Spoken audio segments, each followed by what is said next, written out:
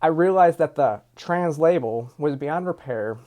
Whether you acknowledge biological reality or not, if you are trans, you are lumped in with the gender ideologues. So today, I'm moving past it in an era in which I'm calling post-trans.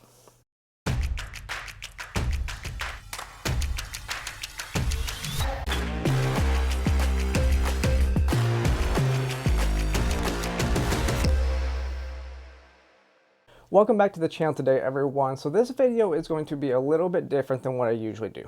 Mostly because I'm going to be talking about my identity rather than reacting to what's going on in the world. So moving into it, I have been doing this advocacy thing for a little while, and I have always tried to separate transsexuals from the queer transgender crowd. A few months back, I realized that was a losing battle, especially since there are a few people in that crowd who would fall under the transsexual definition if they would only stop pushing the idea that you can actually change your sex, or that trans women are women. You know, the ideas that people on the other side of the debate like to project onto all of us who use the trans moniker, even though transsexuals don't believe it. I realized that the trans label was beyond repair. Whether you acknowledge biological reality or not, if you are trans, you are lumped in with the gender ideologues. So about 6 months ago, I messaged this to another prominent trans person and just said, I think we need to distance ourselves from the trans moniker as a whole.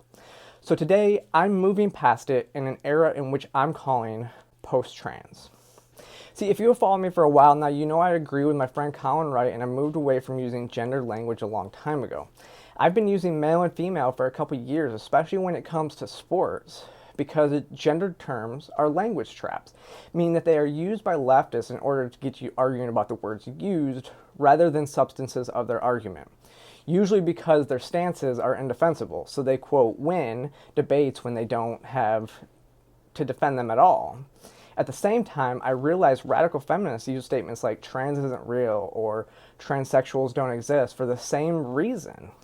It's an argument without substance.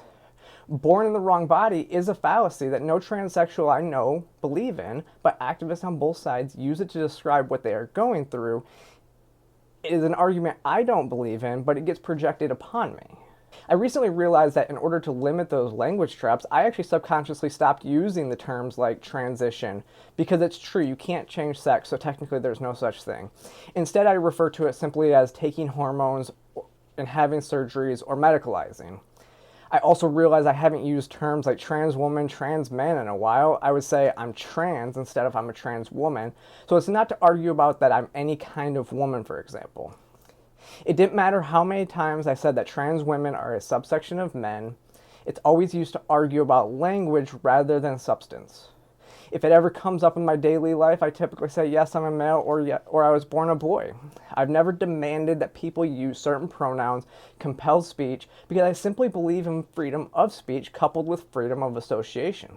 We only give words power over us. The trans activists demanding preferred pronoun usage, along with the radical feminists demanding people only use sex-based pronouns, is tiring and yet again another language trap. So why post-trans? Well, quite frankly, I'm done with the labels. I'm just me. I'm Sara. I'm a male with sex dysphoria who used body modification to make my secondary sex characteristics appear female. If you know me, I don't perform stereotypes. I have always just lived authentically me. And sure, it's not conforming to the sex-based stereotypes of society, but that should be okay. I'm sure I will continue to argue why dysphoria is the opposite of dysmorphia and not a delusion, but that's okay, and it should be easier without the language traps that trans and gendered language creates. In reality, I have never felt welcomed in the so-called trans community, plus it's collectivist, and they are quite frankly lost. So while it's obvious I'm not detransitioning, I'm just moving beyond it. I honestly don't really foresee much changing in my daily life, as this topic rarely comes up anyways. I live a normal, integrated life and I'm happy in my own skin, but it's time to move past the trans label and just be me, an individual. And with that, I thank you so much for listening. I hope this all makes sense. Let me know what you think in the comment section. Follow me across all social media platforms, and I will see you next time.